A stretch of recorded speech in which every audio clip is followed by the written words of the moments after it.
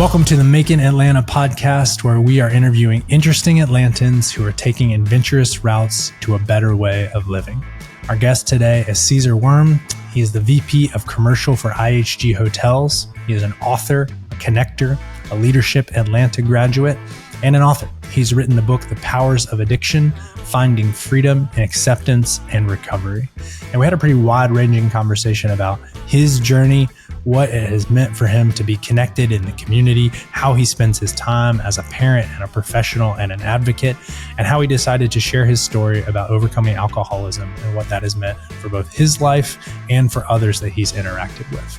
Cesar, I'm really gracious that you would spend the time with us and share so vulnerably. I think we covered a lot of good ground around gratitude and acceptance and community, and some of these threads that we are all craving and better off with, whether or not we're challenged by addiction or otherwise. So hope you enjoyed the conversation today. Thank you for the time. Cesar, thank you for spending the time. Thank you for being with me here today. Yeah, thank you, Brent. Very excited about today. Looking forward to the chat. Yeah, totally. So I want to start, you and I met online, right? Originally on LinkedIn. Yeah. And it's happened a few times, and every single person that I've met in real life who I first met online, I've ended up having a really good friendship with. Yeah. But it doesn't happen often. Yeah. So you're quite active on LinkedIn. Right. Has that always been the case? And what is that doing for you? Yeah. Yes, it has been the case for a while. I don't know, about 15 years, kind of give or take. I never been big on other social media platforms. Okay. For many years, I haven't been active at all on others, just because I feel that had so much technology at work and in our lives is so consumed. So I focused on that for a long time. And it was really a way at the beginning to stay connected within the industry of hospitality, because you meet people and people from other cities, countries. So it was a great way to stay connected. But then it started evolving to, of course, it grew and developed. And as I evolved as a professional, as a human being, as a person, it really then start evolving, getting a larger circle of connections, and hence, for example, so I really enjoy because it's a platform that allows us to, of course, is very professionally focused, but also our lives, in my opinion, it's so mixed now. It's very hard to define time for work and personal time. This is a big blend. Of course, I want to have as much distinction as possible.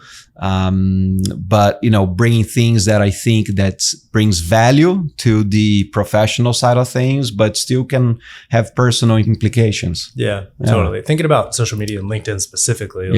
What do you think is the best thing that you have gotten from it? And then is there a downside? Is there a flip side to manage? Man, I don't know. I think the best thing is really kind of having connections like this, where it's very unexpected. To your point, you make new connections. Some, just become just kind of another connection. And some say, wow, you really kind of learn new things and really develop a great relationship, friendships. And so that is the best, in my opinion, my experience.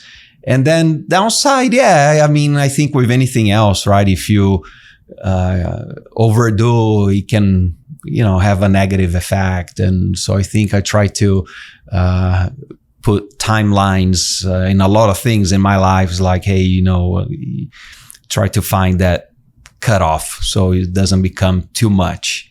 Yeah. Yeah. I have a bit of a love-hate relationship with social media.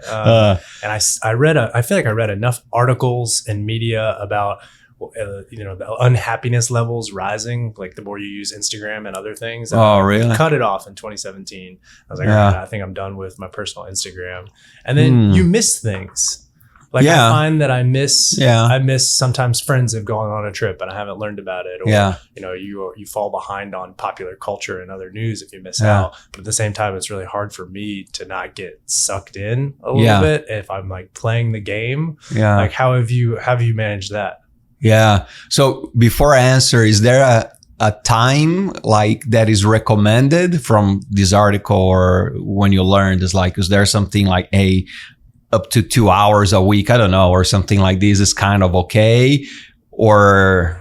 It's a good question. I mean, I know iPhone's got the screen time limits. I feel like it's more advice on how to use your device in general rather than the time. Okay. So like I leave my phone in black and white, for example, unless I need it to do something for color. And they say that if your phone's in black and white, it's less likely to, have the slot machine effect where you've got to need it. Wow. And so that has been a little bit helpful. And then, other tips that I've heard, turn notifications off. So you have to go seek it rather than it coming to you. And so, if you call me and we're friends, chances are I'm not going to answer it because I'm in do not disturb mode most of the time. And even like going to fetch your apps instead of having them on the home screen where you just see them all the time. It's just a one more conscious thing to swipe down and then type in LinkedIn instead of automatically going there. So I'm sure that there's a time limit that kind of fits in that general way of doing things. But I've been trying to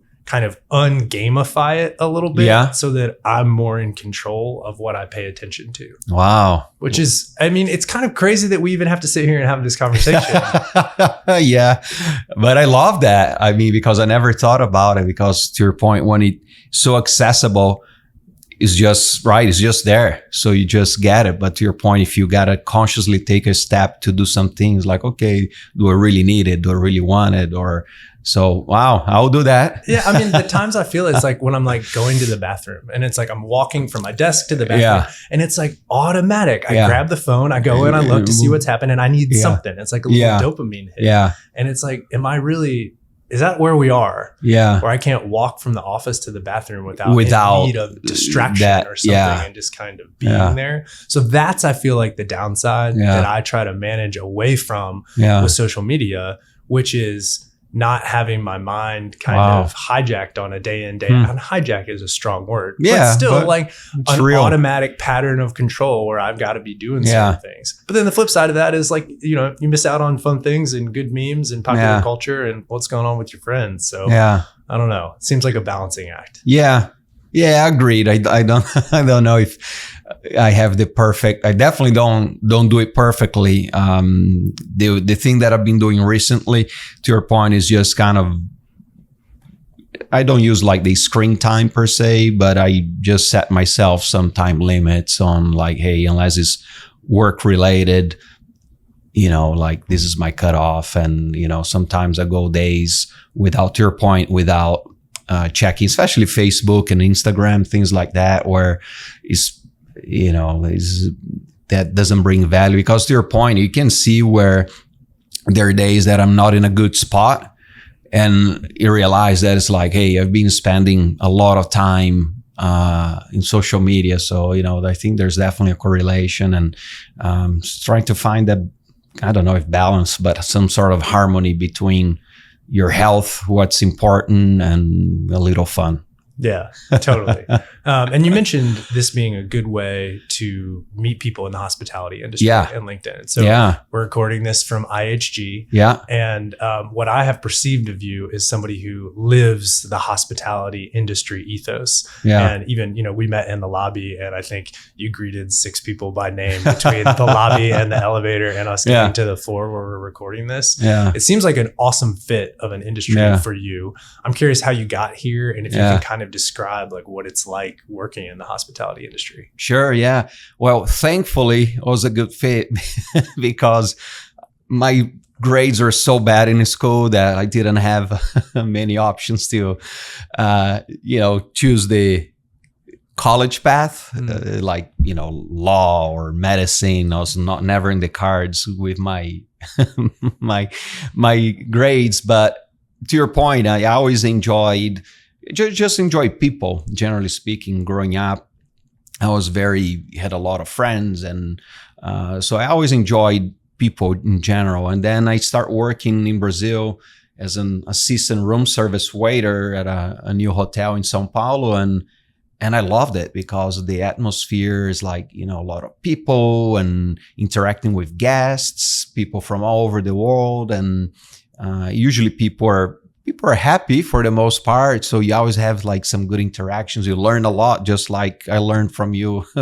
some big nuggets here in a quick amount of time. And so then I studied and got here to the US in '01 to do a 1-year internship, and now became 23 years. And I always enjoyed it, because at the end of the day, in my opinion, hospitality is all about taking care of people, right? Of course, financial is there. You need to make money, in any sort of business, but you do that by taking care of people. You take care of the owners, right? Making sure that you know what their goal is with their asset. Is it a long-term play, short-term play? And then how do you strategize to drive performance of the asset? Same thing with the team members, right? The culture, how you interact with people. And then, of course, the guests. You got to take care of the guests. So, I enjoy that a lot. I get energy from dealing with people. And to me, it was never a question of interacting or taking care of people, right? Because we all got to treat each other with respect. And I just the same way I would like to have a positive interaction with people, I try to do that with others. So if anything, I leave a positive mark in their day and make it a little bit better. Yeah, totally. And that seems like some of the best elements of hotel and hospitality industry when it goes well, is like that customer service interaction, getting to kind of be on a good vibe wavelength with somebody as you see them. And again, I kind of perceive you as taking that out into the world. Yeah. And I'm curious, was that you, and then you found a good fit in the hospitality industry, or did working in this industry bring that out of you, and kind of like which leads to which on that front? I don't know. Perhaps both. I don't know. That's a great question. I don't know. I think a little bit of both. I think, I don't know if you've experienced this, but I think when you do something that plays into kind of your strengths or things that you like, I think it gives you fuel and you become better at it. Right. So I think that perhaps I had a tendency for that. And then the more I saw the opportunity to further develop and lean in on those strengths and things that I like. So, I think both.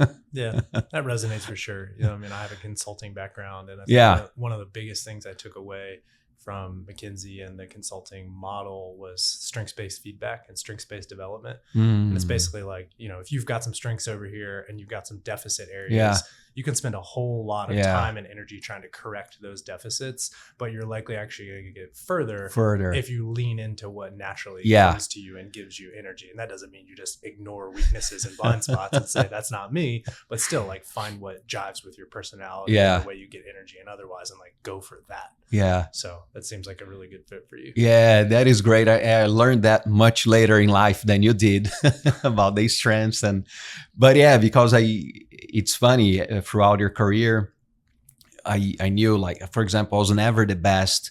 I started as a sales manager and then director of sales and marketing. And so I was never really the best on any skill set per se, right? I was never like, the most technical sales guy. If you compare me with any sales managers at the time, I'll probably be average, I'll say. But I knew that I can connect with people very well, and that's where I start learning. Says, listen, okay, I'm not as wired to be the best on the technical side of things, but I can really do well in other areas. So let me really see how far I can take that. And to your point, just not be that bad on these areas, right? So you got to have some sort of bare understanding or performance, and then really elevate the rest. Because to your point, I realized, wow, I'm spending a lot of time here, but man, I'm still bad at it. So it's like, let's shift. How have you navigated deciding to pursue different parts of the industry, different roles, different functions, and then either within IHG or otherwise, like obviously there's trade-offs between Yeah. sticking in the same role, function, getting promoted that way, trade-offs between moving to different parts of the country, different companies. Like how have you charted that path for yourself?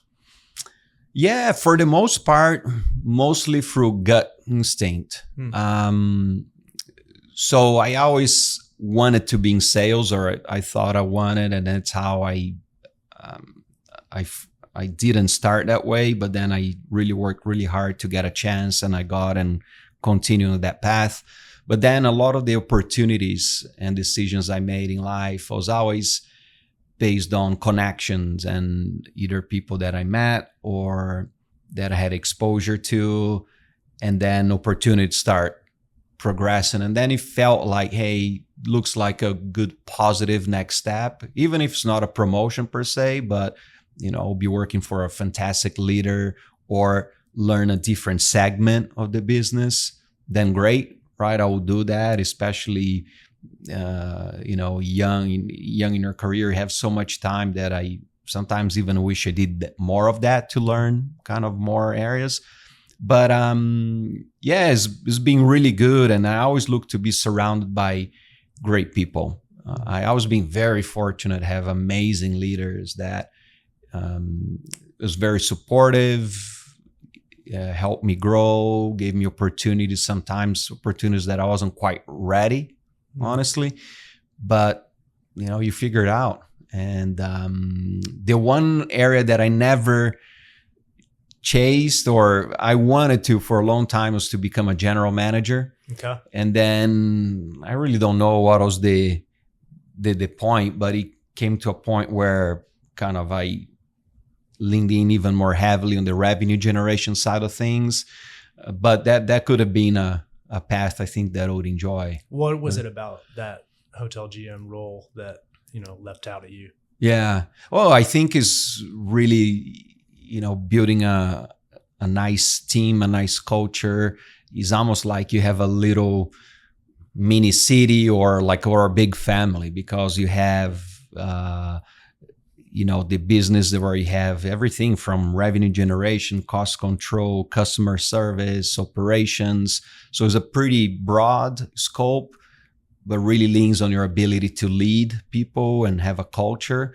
So I thought that would be, interesting, fun, because you're very customer focused, very people focused on the side of business. And then of course you have the ownership group or asset managers. So I thought that would be kind of a fun opportunity. Yeah, I did some volunteer work with Atlanta Convention Visitors Bureau around the Peach Bowl a number of years ago. And it just struck me, working with some of the hotel leaders downtown, how the pulse of their business and their operation is the pulse of the city. Yes. And they know intimately when Dragon Con's coming, which concert is which weekend. Because they're just kind of a part of the fabric. And so I think when you marry that with the relationship dynamic of all of the people that they're responsible for and kind of sharing that journey with, pretty cool role. Yeah, it is. It is. And it's funny because I started my career in the downtown Hotel Atlanta. And to your point, I used to go in the CVB meetings or talk about conventions coming or business that are coming. And it really becomes also community within the hospitality leaders, even though your competitors, to your point, you interact so much that it becomes a really tight community. And there's still people that I worked with in the early 2000s that are still in hotels downtown working there. And so it's funny. It's they tend to know everybody too. Yes. Which is a fun way to be. And speaking of that and kind of being professionally networked, I think we met originally because you had gone through the Leadership Atlanta program. How did that come about? Wow. And what did you get from your leadership experience? Yeah, that was an amazing experience. I really enjoyed it. As better than I thought it would be. So how it came about was originally through IHG.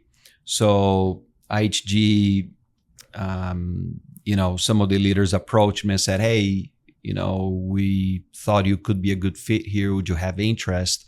And I knew about Leadership Atlanta, but not intimately. So I did some research and I spoke to a couple of people that went through the program.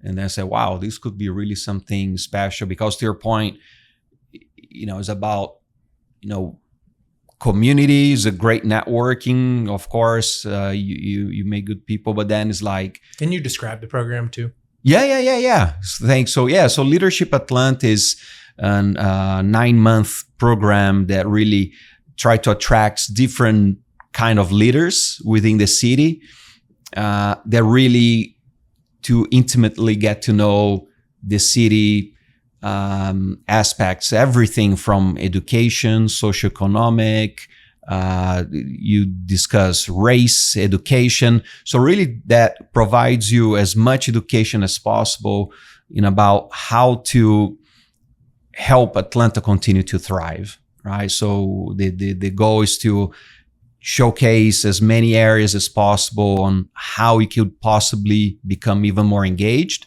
to then, once you graduate from the program, to then lean in on the areas that you like a lot. So so I love that. I still have many close friends from the program that I meet frequently. And I learned a lot personally about myself, about the city, things that I had no idea about, and then figure out, hey, I can do more to help others, to help the city. And it's really fun. It's really exciting when you can see, wow, like I've been very fortunate in my life. The more I can give back and help others, why not? Yeah. So, what's an example of something that you either learned about the city or you realized was an area that you could have impact that maybe you didn't know existed or it seemed closed off before that opened up after you went through the program? Yeah. Two things. I mean, I learned a lot from a historic side of things, but I think that the couple of things that really stuck with me was one, there was the race weekend that actually I'm volunteering this year to help for the 2 weekends. But that was a big aha moment because that was focused on the Black community. So you learn 2 days about really how it is to live as a Black person and the bias, the microaggressions that people suffer. And I can't go into much detail in case future people that attend will experience, but what I love is because you go there and All Vivian, which is he delivers the course, is an amazing person. He makes you feel that as a person, right? I'm a Hispanic person, and even though I'm not saying that I know how it is to be a Black person, but for a few moments there, you feel that inside, and wow, that was like impactful. That leaves a mark and really opens up your horizon. And so that was a big awakening from that perspective, that you become much more conscious on, not only how to be an ally, but also how to ensure that when opportunities that sometimes you're quiet when you shouldn't be quiet and have a voice, right? A lot of times it reflects, wow, I could have done way better in that instance to be a supporter, to be a voice of support. So that was one. And then the other one was the social economic, I think was the poverty assimilation. So you're broken down in groups and you go through what a person that is relying on the systems, the government, they have to go through, right? To get money, food, to get transportation vouchers, you name it.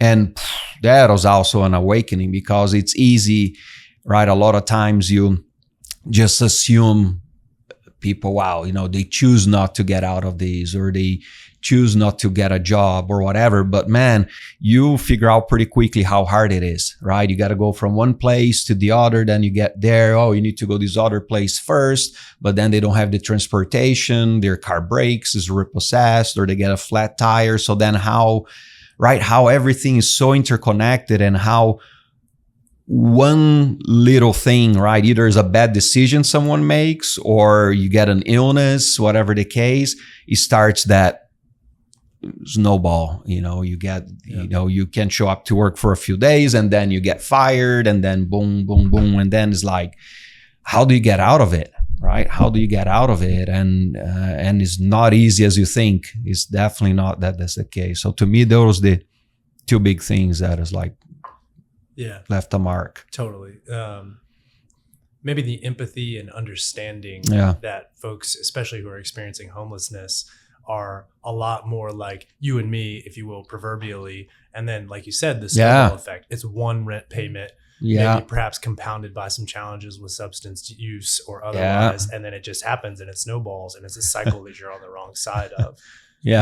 I'm conscious that, I asked about LEAD and what you got out of it. And, sure, there might have been specific initiatives in the city that you understand now that you didn't, or movers and shakers, or learning how the government works. But, what you just articulated is much more around a kind of a compassionate worldview and an understanding of how other people are moving through the world in a way that you didn't quite understand before. How has that changed how you see the world and experience the world, and how you think about the things you want to give your time and energy to? It changed quite a bit. I think, to your point, I always believe I always had a good heart, caring person, but I don't think I've done enough in a lot of instances, right? I was always kind of tried to be a good influencer on my circles, but having experience like this, I realized, wow, it's a much bigger issue that I can definitely have an impact. So then, coming out of Leadership Atlanta, I got engaged with, several organizations to really help make a difference, right? So I joined Hope Atlanta, which is a nonprofit here that supports homeless, right? So ensure that hopefully it's a transition period and not a state of living. And that has been amazing because you help people. To your point, every board meeting we have, you have someone that we serve, one of our clients, open the meeting and share their experience with Hope Atlanta. And a lot of times you get goosebumps listening to it, because two of the people that gave the openings, one was a doctor, had a PhD. The other was a graduate that had to your point, a life like ours. But, things happen in life. And then that was like so awakening, and especially having an experience with addiction. I know I've been sober for over 9 years now. I've been in many conversations with people that lost everything twice and they still, right, didn't get sober, or no, they lost everything and then got their life in order. But it's, to your point, it's interesting to see. It doesn't take a lot for someone that seemingly has everything to lose it, right? So I think, it's, to your point, is very, very important to have that mindset and help people to either that their tough spot, get out of it, or help not get there. And I think that this is great because we have a 13-year-old daughter, and I hope that this is something that sticks with her. I'm sure she's much further along than I was by far. So I think she'll do some amazing things too to help. Yeah. And to give you and me and anyone listening a little bit of grace who feels that I don't do enough, it's hard. And I think everybody feels that, whether, you just mentioned having a 13-year-old daughter and being a parent. Yeah. And, I read the Daily Dad email newsletter, which this is a recommendation for those, but they have a saying in there that between work, the scene, and family, you get to pick two. Yeah. And it naturally points to something I think we'll touch on this podcast a lot, which is people who are working hard and kind of about it in their profession, and also trying to be family people and good stewards in the community. Like, you run out of hours. Yeah. And I'm curious, with something like leadership, and then even more broadly, like, how do you balance the things that you're investing your energy and life force into? Yeah. Wow. I have to do much better in this area. It's not easy.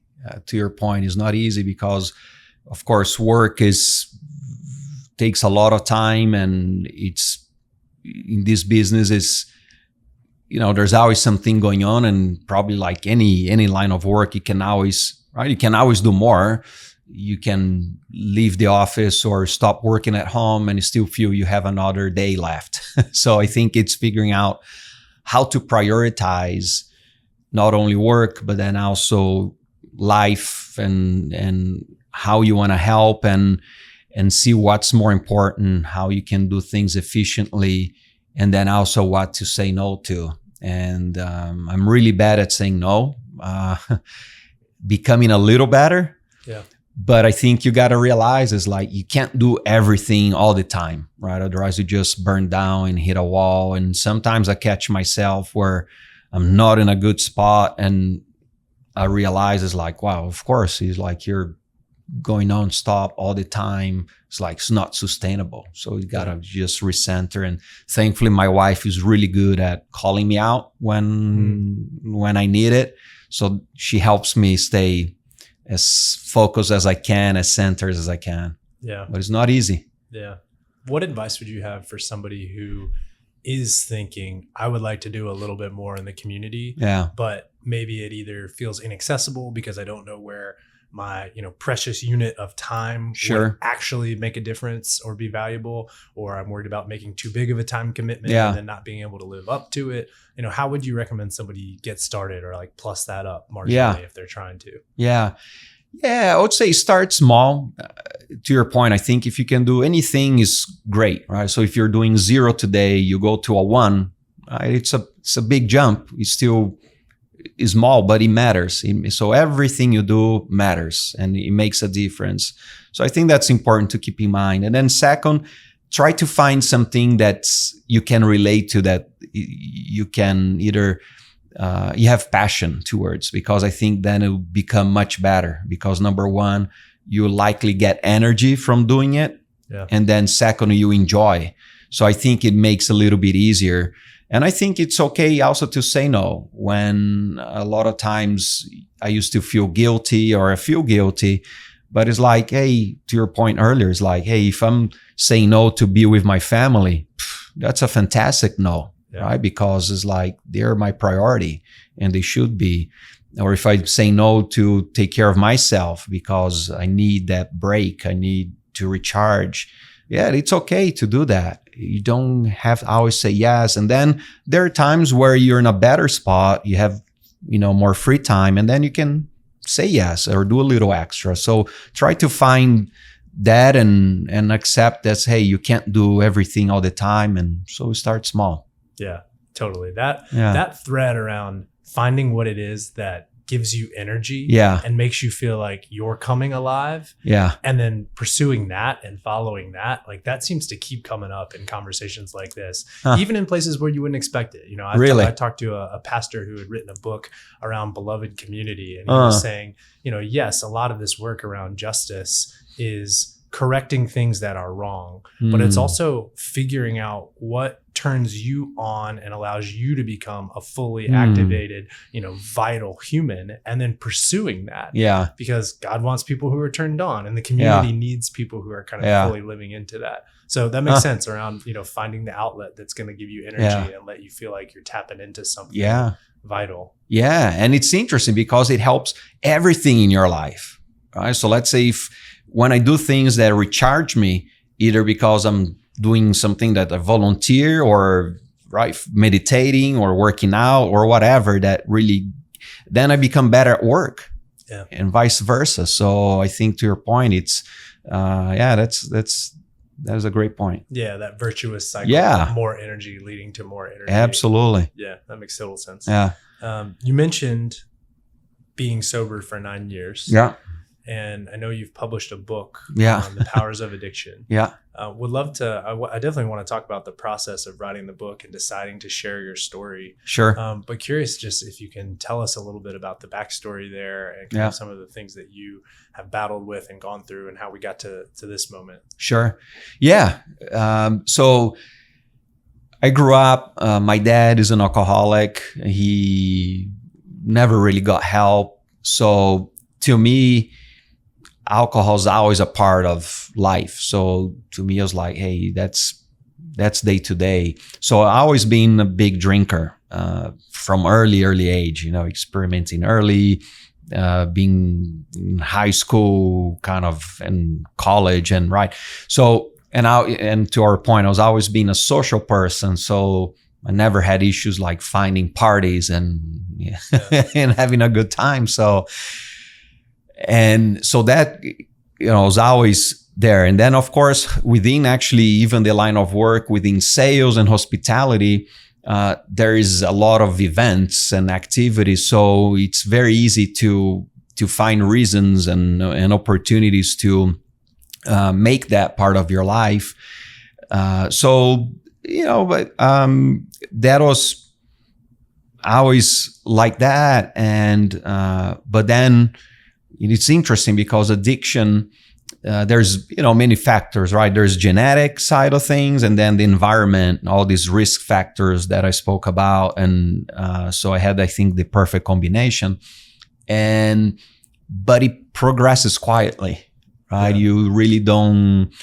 Even still nowadays, I know when like I start looking back, I was really drinking a lot, but for a period of time, it's quiet and you don't really realize. And usually by the time you realize, it's because it's bad, because it's kind of too late from that perspective. So that was interesting. So, and then you become very good at hiding and living. You become very purposeful on how you're going to get that. My problem was alcohol. So getting that drink, or for someone else, whatever fix they want. So you start planning your day around it. So every morning I would wake up and figure out, okay, you kind of have your, like work, we have our to-dos, right? And in your day, you plan around that. Okay, this is when I'm going to get, this is when I'm going to get another break and do it. And it's scary how your mind thinks and how it makes sense. At the time when I was doing that, it made sense to me. Like, it's crazy when I read and look back and the things that I was doing, what I went through. It is like, wow, how did I get there? It's almost like you're watching a movie and looking at another person, because right now, thankfully, I almost can't relate to where I was. But it's also a process, right? How it's a process on how it progresses. It's also a process to get out of it and find your way out. And for me, it was multi-phased process where you start having physical symptoms, reactions, from tremors to right, you figure out your energy levels, whatever the case may be. So you start realizing that. Then your relationship suffers, because you almost like become another person. Where my wife, she didn't know like a tenth of what I was drinking, because I was very good at hiding. And we just had Gabby at the time, and she was a toddler, so of course she was very busy and focused on her. So I think that helped me hide that from her. So she had no idea, but she told me one day, it's like, man, I even don't know who you are. You're not the person that I married. So she knew something wasn't right. She just didn't know what it was. And then finally as well is looking my daughter, right? And being the child of an alcoholic, and knowing the pain that I went through, and that uncertainty of what you're going to get, how your dad's going to come home, that fear that one day he may not show up, right? Whatever the case may be. I said, what are you doing? I said, you're doing something that you despise your dad for. You're doing worse to your daughter. I said, I can't let that happen. So I think it's all that process. And then to your point, when I start getting exposure to other addicts, then you start seeing what can really happen. I mean, so in my opinion, every addict only recovers when you hit rock bottom, right? Yeah. So that's the foundation of every addict that gets or tries to get recovery. But then the rock bottom is very different for everyone, Yeah. right? Like as I mentioned, some people, they went to jail several times. They lost family. They lost everything in life, and they still didn't get their stuff together, right? There wasn't enough for them. Thankfully, my rock bottom was fairly high from that aspect. So it's very fortunate. But when you start seeing what can happen, that also is like, whoa, if I don't do it, this is a matter of time. Yeah. Did you have an acute event, or what was it that led you to say, okay, got to make Yeah. a change here? Yeah, the flip switch was interesting. I was about 6 months sober. I just had interviewed for a job. I was expecting an answer. And then when I was in a meeting, the company called. I couldn't answer. They left a message, and the HR person, she said, hey, just call me when you get a chance. Would like to speak to you. So that in my mind said, hey, you didn't get the job, right? Because otherwise I should have said that you got the job. Yeah. So then I said, well, life sucks. I didn't get this great opportunity, so I'm going to go drink. And so I drank, got enough courage, called her. Then she said, hey, would like to extend you an offer. So then I drank to celebrate. So anyway, so drank all day. So I was about to go home, and I called Laura, my wife. And then as soon as she answered the phone, and she said, did you drink? Yeah, that I would always lie. And then I said, yes, I drink. I'm very drunk. I said, I just don't know what to do anymore. I'm so lost. I need help. And she said, listen, I know that you want to stop drinking. I know that you are trying. So we're going to do this together. I'm with you. And then when she said that, it was like a switch. Switch happened. And next morning, I went to a meeting and met some people. And then thankfully, that was it for me. I mean, it wasn't always easy from them, but that was like, okay, I got to my 100% that I can never drink again. Yeah. Yeah. And thank you for sharing. Yeah. that. Yeah. I'm curious if there were practices or community rituals or, specific people, habits. Like what were you relying on in that process to changing from one way of being into being a different and better person that you liked and wanted to be? Like what was foundational in helping you make that shift? Yeah. Well, a couple of things. So number one, I went to AA for a while. And for the first 90 days of that, I went every day. I hated it. But it saved my life, right? Because even though you may not necessarily agree with everything that they say or do, a lot of people get pushed away from it because it may seem like a cult at times. But the essence, the purpose and the support you get there is really amazing. And it's a safe space because, for at least in the beginning and for a long time, many addicts never share, right? Because you're ashamed. It's not that you didn't live a life to be proud of. You did a lot of things you regret. You lied. You hurt people. So yeah, no wonder people want a safe space to share that. So then,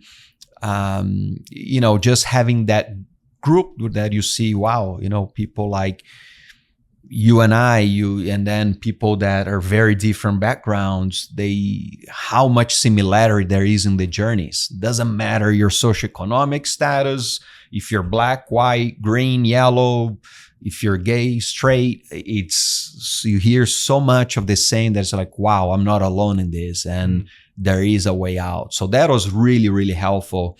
And then of course you have to start looking at habits that you used to do. So for me, it was very hard because you still going entertaining customers or going to trade shows, meetings where the norm is right around the events and receptions. And you have to figure out, okay, how do I navigate this? So everyone has their journey. And to me, what was always the way that I'll look at it is like, okay, do you want to go for the drink or you and your family? So that to me was my true north. And that, thankfully, that's what kept me really afloat. And especially the first year is really challenging, or it was for me. And what is that like? I mean, hospitality industry. Yeah. I mean, heck, Leadership Atlanta. I know you're probably going to happy hours. Oh, and yeah. things like that. Like, Yeah. how do you navigate that? And I mean, even I feel like there are a lot of times where I'm like, I would definitely rather not drink on this Tuesday night, but like it seems like everyone's going to, so I probably have to. And of course, you don't have to. Yeah. But you get that feeling, that social pressure. Like, what is that like for you? How do you navigate that? Yeah. It is interesting. I heard I spoke to one of these weekends to a college, and one of the students, he interned in a car company. And he said, yeah, Cesar, I would rather not drink, but the culture was so heavy on drinking that I felt pressured, even though it was unspoken. So to answer your question is, right now is very different, because right now I just say, hey, I just don't drink. I'm sober. And listen, and I have nothing against people who drink, right? It's like, this is like, is my problem. So like my wife drinks at times. She doesn't drink often, but we go to events. So it's like, listen, this is my problem. But in the beginning it was hard because, it was always like, people know you and they know, like, I used to drink a lot. So it's like, how come now you don't drink? So, at times I'll just get a club soda with a splash of something, and right, you pretend you have a drink. Sometimes I say, hey, I'm taking a medicine, right, whatever. So for many years, I would say whatever I felt more comfortable or felt that would stick at that time, to not have that uncomfortable conversation. Because unfortunately, some people say, oh, why you're not drinking? No, have a drink, have this shot, and can get uncomfortable. So for many years, it was not easy. It's like, you kind of figure out how I'm going to navigate this, but you figure out a way. But then eventually I felt comfortable enough to just say, hey, I just don't drink. And then, people say, okay, like, that's fine. What about other practices? Like earlier you said, whether it's meditation or exercise, like what else has been important to you in the 9 years since, and helping you stay even keel? Yeah. Finding healthy habits is very important, because to your point, especially in the beginning, I figured out pretty quickly if I couldn't get bored. Because whenever you get bored, that's when, right, your mind, to your point, right, if you're walking between here and the bathroom, so, you're mindless, okay, let me go see what is in Instagram. Same thing, my mind was like, I miss drinking or whatever. But I think that figuring out whatever, brings you, again, like that energy, if it's working out, going for a walk, reading. So kind of, you have to relearn a lot of things, because all of that free time you're drinking. So you didn't do much of anything else. And whatever else you did with drinking. So you got to learn everything from start. So it took me a long time, from trying different sports to finding a meditation that works for you, either guided, not guided, finding hobbies, figuring out how to spend more time with the family, cooking. So it's a process you figure out. And then for me, it's really comes down to 4 kind of buckets, right? The one is awareness. So the awareness to start recovering, then stay in that state of mind. So know when I'm in a good spot, when I'm not, and stay alert to that. Then gratitude. I think, being grateful, it's really important, because when you're grateful and you realize the things you have in your life, no matter how bad it is, there's always someone else that would love to have your life. So I think having that perspective is very helpful. And then to your point, community, whatever that is, finding friends that you get along, people that are positive, that, serving others, that always is very good. And then kind of the healthy habits, that's either, meditation, sports, whatever. So to me, these are the 4 things that keep me centered and that I try to stay focused on. Yeah. I'm nodding because I think it obviously helps for folks experiencing addiction, like the awareness, gratitude, healthy habits, those things are foundational, can be foundational for anyone. And it also strikes me that they're surprisingly hard in this modern era of abundance where we have everything at our fingertips, but yet, we're lonelier than ever. You mentioned community. That seems to be harder than ever. Yeah. Gratitude. We have so much to be thankful for, but also, Instagram serves you the trip that you're not on, that your friends are on, and LinkedIn serves you the promotion that you haven't yet gotten, but everyone else has. Yeah. So it in some ways can be hard to be grateful. And certainly like the awareness challenge with all that's competing for our attention is real too. How would you recommend folks think about shifting towards those healthy habits? And is there a particular kind of habit that you see people falling into that isn't serving them well, that they would be better served to shift into another practice or another ritual or something to help them stay on that wavelength that you are mentioning? Wow. I would say that the thing that comes to mind is when you're doing things that are not kind of for you. And I'm not saying just kind of, for you to get things, but when you're doing because you think that that's what is expected of you, that's what, you think people want you to be doing, because that's when, to me, you start not being your true self.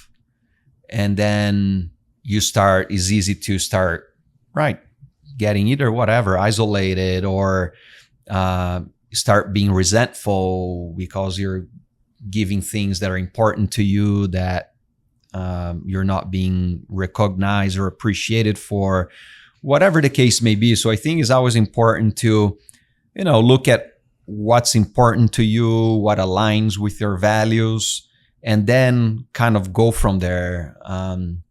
But I think a lot of times that, at least a lot of times that I was unhappy is when I think, I think Brent wants me to do this, so I'm going to try to do this. Like, first, I even don't know what you're thinking, right? So then how I'm going to do that. So I think that that's, in my opinion, a good way to kind of avoid that.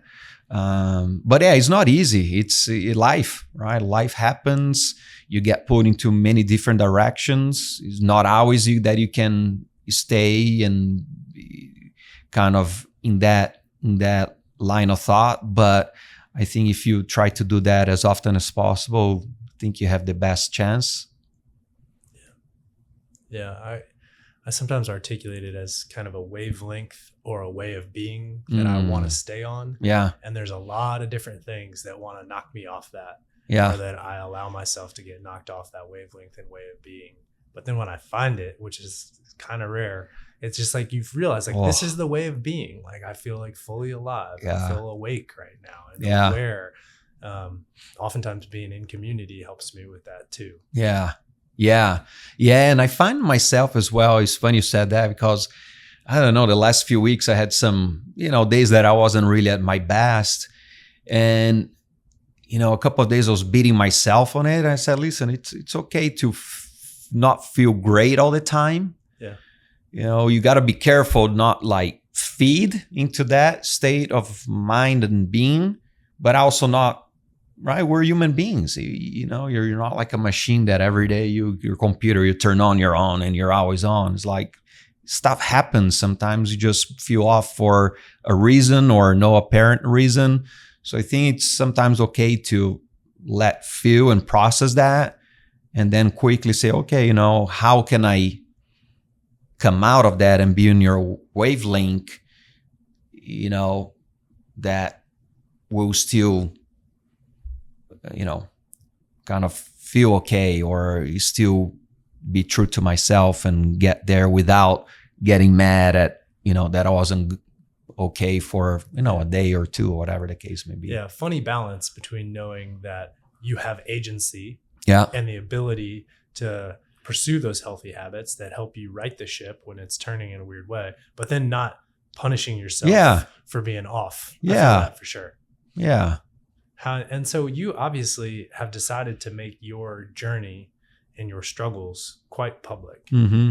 publishing a book on Yeah. it. It doesn't get much more than that. How did you decide to do that? What was that like?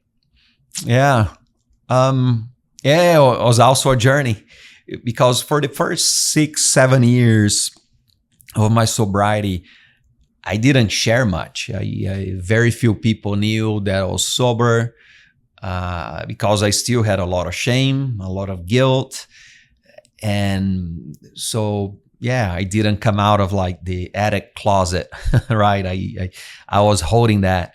But then, to your point, you start opening up a little bit to someone that you feel safe at that moment for whatever reason. And then every time I opened up a little bit, I would get a very positive reaction, meaning like, wow, thanks for sharing. I can relate in some shape or form, right? Either directly or indirectly. So you start seeing how it impacts so many people, and then even people that are not impacted or have no relation through friendships, whatever, to addiction. To your point, like what we just chatted now, the 4 pillars or whatever, it applies to life in general. It could be anything in life, many things that you're going through life. So I just realized that, wow, this is really something that I can help others in some shape or form, and helps me when you talk, and it's a two-way street. So I start opening up more and more and more. And then it came the 8th year anniversary. That's when I went all out and said, okay, I'm just going to put it out there and see what happens. And I did it, and it was an amazing feedback. And I got like people that I had no idea, people that I knew for 20 years. Did you start with the book, or did you start? No, I started actually through LinkedIn. Okay. Amazingly enough, that was my first post. And then because the book, I wrote half of the book when I was like, I don't know, about 6 to 10 months sober. I start writing, and I start writing officially as if it was a book, but I never really thought I would ever publish it. Sure. It was very therapeutical. So that was the half. So then I opened up, start getting great, interactions, feedback. And then during COVID, a good friend of mine, Chris Tuff, I saw that he had become sober, and he wrote 2 books. And then I said, hey man, I wrote these many years ago. I even had revisited that. And I said, would you mind just seeing if, just reading it, and just curious. And then he called me right back and said, wow, you have something here. You should definitely go. So that was a nudge that, I said, why not? So I just finished writing, and then worked with actually his sister. That's a fantastic editor. And then self-published. And I think that I figures like, because a lot of the learnings, a lot of the things that apply to save me from addiction, to your point, it can apply life in generally. So I said, listen, if it can apply for business, apply for life, anyone that. So I said, if I can help make a difference, why not? Because self-publish is very easy, thankfully. So. How did you think about success for this effort? I mean, I'm sure that took a lot of your time and intensity, and probably money. How did you know, will this have been worth it, or will it not? Yeah. Like, how did you think about success? Yeah. It's interesting because when you write a book, to your point, it costs money unless you become like a very, it's not cheap. But it's worthwhile to me. Is not going to be a money making thing by far, but I think is really being able to make a difference. And what makes me feel like, wow, it was worth it is when I have friends that read and call me and say, wow. I had a friend that called me and said, man, it made me realize that I have a sugar addiction. One said, hey, I realized after reading your book that a coworker that I have is likely to have a problem. So she's trying to help him navigate that. So it's things like this, or or someone that is trying to get sober now because of it, not because of it, right? But it was like that little nudge or help. So I think just having that you say, wow, is having an impact.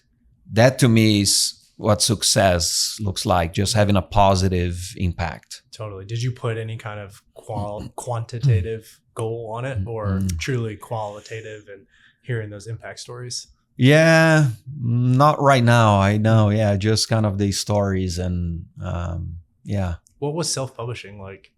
Yeah, it was kind of easy. I self-published through Amazon. Mm-hmm. So once you have your kind of book edited and all that, you just go through it's KDP, Kindle Direct Publishing, and then it's just pretty much a step by step, right? So you get the IBS or ISB, whatever that code, right, for the book. You can just buy that, or they provide you, and then you just fill out a few simple things. You upload your your Word document or whatever, and just format a little bit. Then you can work on the cover right there. Mm-hmm. And then you just, It's an awesome cover, by the way. I'll link to it. Yeah. Thanks. Yeah, it was funny because I was thinking when I was gonna do the cover, I said to Laura, I said, hey, I think I'm gonna, ask this friend of mine that's an artist just to, I don't know, come up with a cover or something. And she said, what are you talking about? She said, you should put a picture. I said, a picture? I said, that's a little weird. But I said, it's your story. It's about, your journey. I said, okay. So yeah, so I worked with a great photographer. It was a lot of fun. And then my daughter helped me work the cover. Nice. We did on canvas. Okay. So she helped me with that. And then you just publish there, and then they review in 48 hours or so. And then if there's no issues on formatting, we publish, and that's it. Wow. And so somebody orders the book, and then they print one. Exactly. Yeah. So yeah, you don't gotta prepay anything, so it's just like, hey, you order one today, they print South Carolina or something and ship it. So, and then it was fun. Also, I did the audio version, and it over a weekend, and it took me about 5 hours between both sessions, and that was fun. It's hard because you really gotta be focused, but it's kind of fun at the same time. Exhausting. Oh, it is exhausting. It's like, it is tired because you gotta be on, and it was funny because clearly English is my second language, and there are some words that I have, challenges pronounce. Here you go, pronunciating. So Reed, that was kind of the tech guy. He would help me. Okay, now this is how you pronounce it. So it was kind of fun as well. Do more people read or listen? So as of now, reading, because the audio version I put it later. But yeah, so far more paperback. Okay. Paperback by far. Yeah. Not many people buy hardcover, but audio. Some people said, when you have an audio, you let me know. So there are some, I think his preference are very strong. Either I'm a reader or I'm a listener. Okay. Yeah. Got it. And what surprised you or stuck out to you about the reception to the book, or the process of after publishing it? Wow. It was great. I think a couple of things. I think one is seeing kind of the impact and having people that you grew up with perspective after reading it.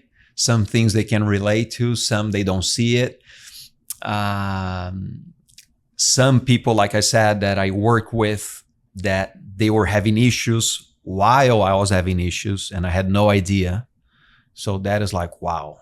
So I think having those, and then really I just thinking how people are more open than you think they are. For example, here at ITG, being super supportive, thankfully. Sometimes we speak in panels and share a little bit about how that applies to my career. And so I think it's nice to see that people realize that, hey, listen, it's part of life, and it's nothing to be ashamed of, and it can really help people either in their journey or mental health in general.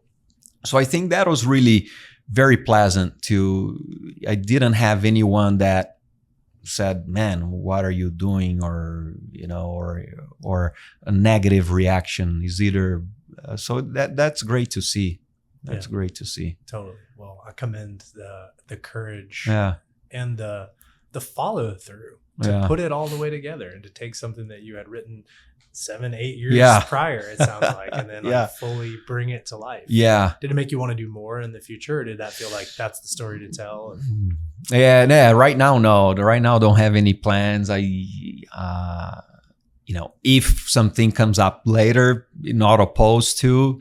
But yeah, right now this is it, and it was fun writing because I don't know how to write other books or what I call real books when, people have to research a lot and a lot of structure. So I think those can be much harder. This one is because a lot of things that I was, except for a few little things that I researched from biomarkers and genes, was all memory, right. So it was just writing down.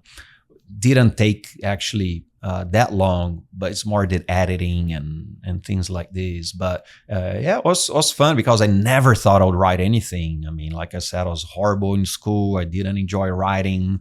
But yeah, this was fun. It was a fun experience. Got it. Yeah. Couple lightning round last questions. Favorite meal in Atlanta or favorite restaurant? Oh, Minas Grill. It's a very simple Brazilian restaurant. Okay. Where is that? Close to Delk Road in Marietta. Okay. Yeah. All right. Is that like a Brazilian, like big steak, big meal? Yeah. It's home cooking. You have a buffet, and then there's the meat station there. Actually, I went on a date with my daughter, Gabby, this weekend. There is her favorite spot too. So it's simple, good food. There's a lot of steak if you want. Okay. Noted.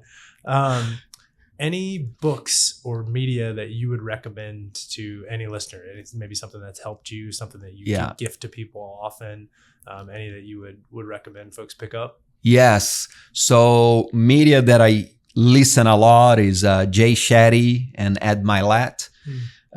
Very different people. So depending on my mood or what I need, I go and listen to them. But I always find something really insightful, either spiritual, self kind of improvement, or just something really inspiring.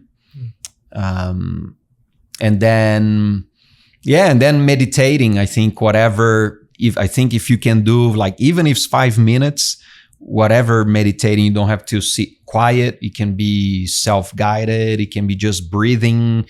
It's not always easy, but that to me is a big game changer. So yeah. Cool. Yeah. My last question was going to be any advice for anybody out there listening on kind of their pursuit of the good life that you would pass on to them. I don't know whether that's the meditation answer or otherwise. Yeah. I would say that. And then I think also it's great if you can, what I loved about all this journey that I've been on is that I really found myself. And I think that if you are in your wavelength, if you know where you are, you feel like centered, I think that's brilliant. That's amazing. Figure things way to keep you there. And if you're not there for some reason, try different things, right? Try whatever works for you, but try and see what speaks to you, because eventually you find it. And when you can get there, right, it's just an amazing feeling. And like, it's great that I was lost in my life for 2 decades or so. And then in my 40s, it's like, in the 30s, I got sober, but now I'm 44. The last 2-3 years have been the best of my life. And, I think it's never too late to be at your best. Thank you. Well, thank you for sharing time with us. This is inspiring, and I really appreciate it. Yeah, thank you for the opportunity, and love the journey you're on. Keep it up. Thank you. Yeah. Thank you for listening today. That is all for this edition of the Macon Atlanta podcast. If there are topics that you want to hear about or other conversations that you think we should be having, as always, I'm open to feedback, suggestions, introductions. We want this to be a tool for all of us in our own seeking and our own journeys, and the goal to kind of live well and have a good life. And so I appreciate you joining and listening. Thanks for journeying with me. We'll talk to you soon.